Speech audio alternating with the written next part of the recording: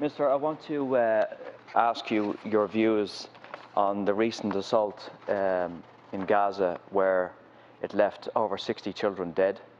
And I want to get your views in relation to what will the Irish government do in relation to the impact of this terrible conflict on the Palestinian people, particularly children. Thanks, Deputy Minister.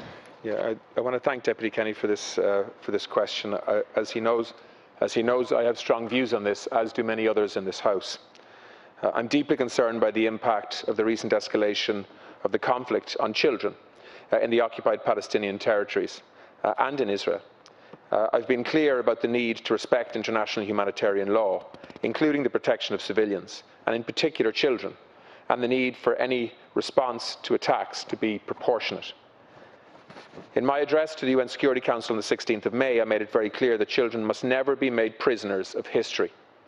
According to the Office of the High Commissioner for Human Rights, of the 260 Palestinian fatalities, 66 were children. In Israel, 2 of the 13 fatalities were children.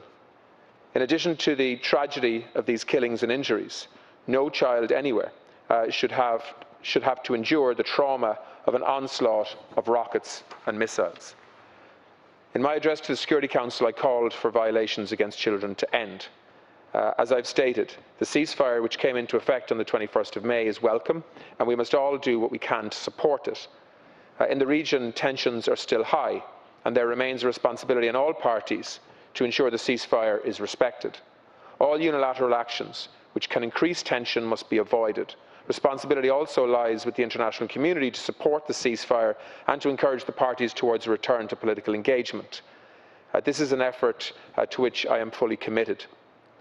The focus now on the Gaza Strip is on recovery and protection. On the 19th of May, I announced an additional €1.5 million in emergency humanitarian support for the occupied Palestinian territory in response to emergency appeals from both UNRWA and UNICEF. I'll continue to highlight this issue at the UN and through the EU, and to support international efforts to ensuring the current ceasefire holds. Deputy Kenny. Minister, I just want to give an example of kind of the mother's intent of the Israeli government. There's a program in Palestine called the Better Learner Program, and this is funded by the Irish taxpayer. It's a Norwegian Refugee Council kind of funded project as well, as long as with Irish taxpayers' money. 11 children from that program were murdered in May. Most of the children were murdered in their home. Now, I don't know how you and your counterparts can stand over even kind of legitimising the State of Israel when they conduct murderous bombings of innocent people. It's quite incredible that you can sit here and say that you do not see the policy of sanction against Israel, that it's, you don't see how it could actually be kind of worthwhile. I just find that literally incredible, absolutely incredible. Would you say that in the 1980s, when apartheid South Africa was at its height? You wouldn't. You just wouldn't. I know you wouldn't. So why do you say it now, when you have apartheid in Israel, and while they murder not only these children, but have murdered thousands of children over the last 40 years? Minister.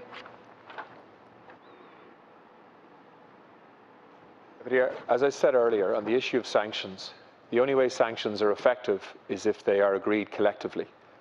Ireland on its own does not have the capacity to impose sanctions on Israel and shouldn't do so. We would end up isolating ourselves, not Israel, if we tried to do that. The way to do this is to focus on the relationship between Israel and the EU, because that's where there is real leverage. And so what we are trying to do is work within the EU system and also within the UN to try to ensure that there is real engagement with this new Israeli government, and that they are very clear in terms of the intent of the EU in terms of ensuring that the status quo doesn't sustain. The status quo between Israel and Palestinians that results in cycles of violence every number of years. We have got to change that and change the direction of that. But in my judgment, the way to do that is to maintain a relationship with the Israeli government, to use the tools that we have available to us to actually bring about a change in approach that can result in a peace negotiation. We've also got to do that, by the way, with the Palestinian Authority. We've got to empower democratic, moderate forces across Palestine.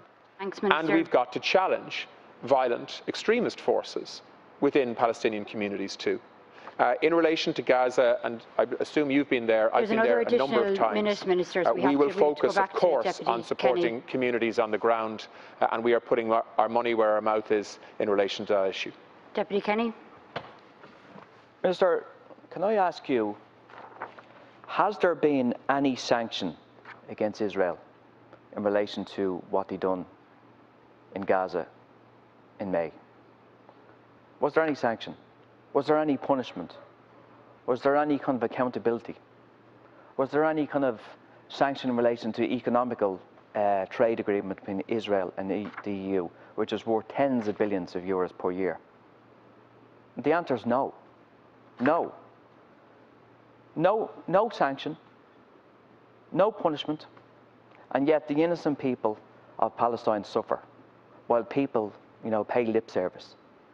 So you have to go back, Minister, and say to your EU counterparts, Israel is not a normal state. It's an apartheid state that lives on violence and fear and apartheid. Because if there's no sanction or punishment, they'll still continue to do it. And we will still having this conversation. Thank you, Deputy. The only way they will come to heal is when they are punished, economically and legally. Minister, to conclude, thanks. Well, I think using terms like coming to heal probably aren't appropriate in relation to. Yeah, I know it is. Pretty mild. Yeah, I know it is. That's very mild. And often the language that's used in this Parliament in relation to the Israel-Palestinian conflict is not helpful in terms of what I'm trying to achieve internationally on behalf of Ireland and the Irish government, which is to ensure that we are a relevant partner internationally, influencing decisions that impact on the lives of young Palestinians in Gaza and the West Bank, and indeed young Israelis as well, who've also lost their lives, although the loss of life and injury has been completely disproportionate, as it always is when there are rounds of conflict between both sides, because of the military might on one side. Having said that, you talk about punishment and sanction and so on. We don't have the capacity to deliver that as a state unless we can convince others that it's the right thing to do. That's how the relationship between the EU and other parts of the world works. You need to win the argument, Deputy, not just in this chamber, but in and across the European Union as well.